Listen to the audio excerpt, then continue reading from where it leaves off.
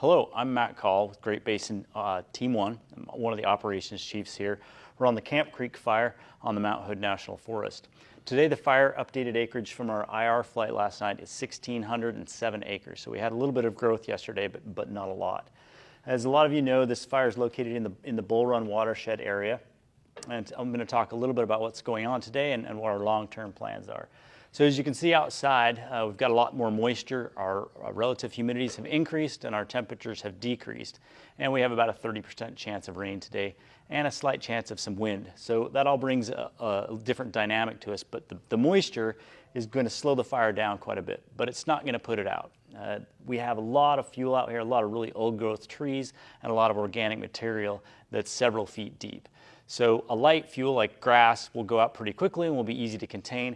With this, it's going to put a damper on the fire and slow it down and allow us to get in there and work a lot better, but it's not going to go out. So you might see a little bit less smoke today, and it's going to create a little bit better favorable conditions, but we still have a lot of work to do ahead of us. But we're pretty happy about this moisture in the air. So what we're doing today is we're going to continue with the plans from the last few days and try to contain this fire on these two roads. So this is the 12 road, and this is the 14 road. And for some context, this is the water system and the water treatment plant, and then we're about 5 miles away from the bike park to the south, and then north is up on this map.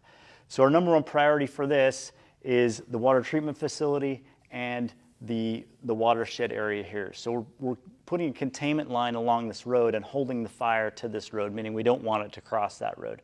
And so far we've had a lot of great success with that. So we're putting engines along this road and putting some plumbing systems in and then using some falling teams to clean up the understory here so we don't get any fire spread, which is kind of challenging because the fuels are so tall and we have lichen and moss in the trees that allow that fire to grow.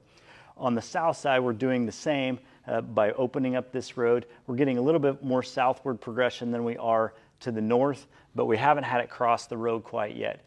We've got more engines on order and more heavy equipment and more falling teams to come in and help support that operation.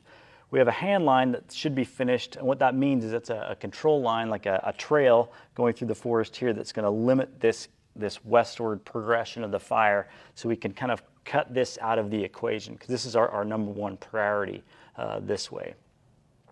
Looking out big picture, we've got other operations people looking at opportunities to put line in and control features out to the west and to the south so we can really limit the growth of it. And as far as the aircraft, when we have clean air, we have several scoopers, the aircraft you might have seen on the river. They're basically picking up water out of the river and dropping water on the fire, and then we have helicopters doing the same thing. We're kind of limited on visibility on what they can do, but we're putting as much water on the ground as we can with those and then coordinating with the ground resources so we're being as effective as possible.